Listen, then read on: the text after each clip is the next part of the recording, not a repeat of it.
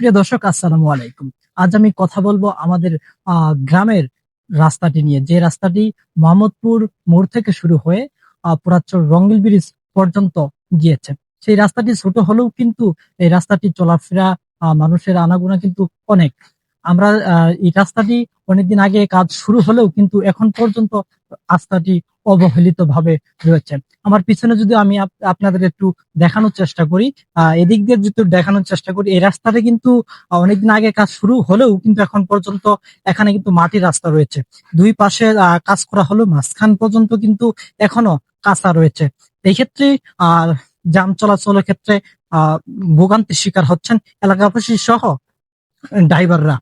এদিকে যদি একটু দেখানোর চেষ্টা করি, এখানে কিন্তু ঢেলে গিয়েছে। এই জায়গাটা যদি আমি একটু দেখানোর চেষ্টা করি, আপনারা অবগত রয়েছেন গত 2-3 দিনের বৃষ্টি কিন্তু বেশ ক্ষয়ক্ষতি হয়েছে। এই জায়গাটি কিন্তু বেশ মারাত্মক ভাবে ক্ষয়ক্ষতি হয়েছে। এই জায়গাটি কিন্তু অনেক গর্ত হয়েছে। এই ক্ষেত্রে অ্যাক্সিডেন্টের সম্ভাবনাও কিন্তু বেশি রয়েছে। চলুন আমরা এক এক করে আমাদের ক্ষতিগ্রস্ত যে জায়গাগুলো রয়েছে সেই জায়গাগুলো নিয়ে আপনাদের সামনে উপস্থাপন করি, চলুন।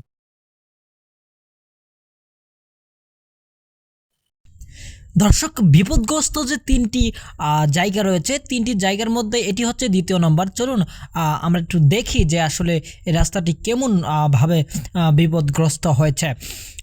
এই রাস্তাটি দীর্ঘদিন ধরেই শুরু থেকেই কিন্তু এখন পর্যন্ত কোনো কাজ এখানে করা হয়নি।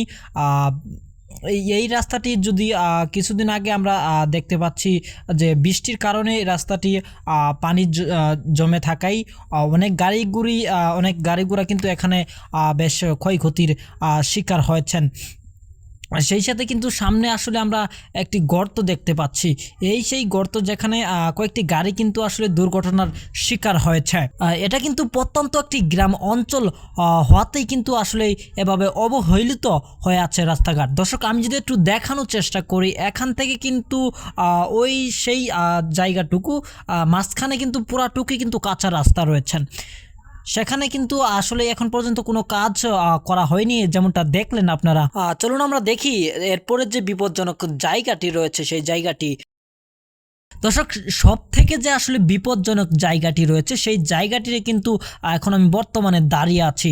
আমি যদি একটু দেখানোর চেষ্টা করি, সেই দিকে কিন্তু আসলে দুই পাশেই কিন্তু আসলে পুকুর রয়েছে। সেক্ষেত্রে কিন্তু দুই পাশে কিন্তু বৃষ্টির কারণে ক্ষতিগ্রস্ত হয়েছে, তাতে যান চলাচল অনেকটাই ব্যাহত হচ্ছে। আমি যদি একটু ভালোভাবে দেখানোর চেষ্টা করি, একটি অটো গাড়ি কিন্তু সেই জায়গাতে কিন্তু এসে পুরাপুরি ফেঁসে গেছে। এভাবেই কিন্তু প্রতিনিয়ত ভোগান্তির শিকার হচ্ছেন চালকসহ এলাকাবাসীরা। আমি যদি একটু আরও ভালোভাবে একটু দেখানোর চেষ্টা করি, সেই জায়গা, যে জায়গাটি আসলে কিছুক্ষণ আগে অটোটি ফেঁসে গিয়েছিল, এখানে কিন্তু একটি খুব সিরিয়াস একটি জায়গা। যদি কোনো গাড়ি আসলে ভুলবশত যদি নিচে পড়ে যায় তাহলে কিন্তু প্রাণহানির হওয়ার একটা আশঙ্কা রয়েছে। দর্শক, আপনাদের জানিয়ে রাখি, এখানকার যে রাস্তাটি দেখতে পাচ্ছেন সেই রাস্তাটিতেই কিন্তু মূলত 12 ফিট হওয়ার কথা, কিন্তু এখানে কিন্তু কর্তৃপক্ষ তারা কিন্তু আসলে 12 ফিট করেনি। আসলে আপনারা যেমনটা দেখতে পাচ্ছেন সেখানে কিন্তু 8-9 ফিটের মতো রাস্তা করা হয়েছে। সেই বিপজ্জনক জায়গাতে আসলে, যে জায়গাটা আসলে আরেকটু বড় রাস্তা করার কথা ছিল, সেই জায়গাটিতে কিন্তু তারা আরও শর্ট করেছে। দর্শক, আমি কিন্তু আপনাদের দেখানোর চেষ্টা করলাম যে আমাদের এই ছোট্ট রাস্তাটিতে কিন্তু আসলে তিনটি জায়গায় কিন্তু অনেকটাই ক্ষতিগ্রস্ত হয়েছে।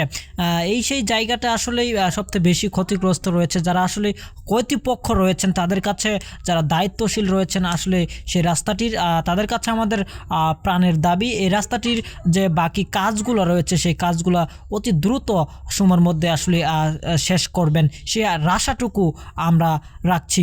পরিশেষে এখানকার যে রাস্তাটি, সেই রাস্তাটি যেন 12 ফিট যথাযথ করা হয়, সেই আশা কামনা করে সবাইকে সবার সুস্বাস্থ্য কামনা করে এখানেই শেষ করছি। ভালো থাকবেন, সুস্থ থাকবেন।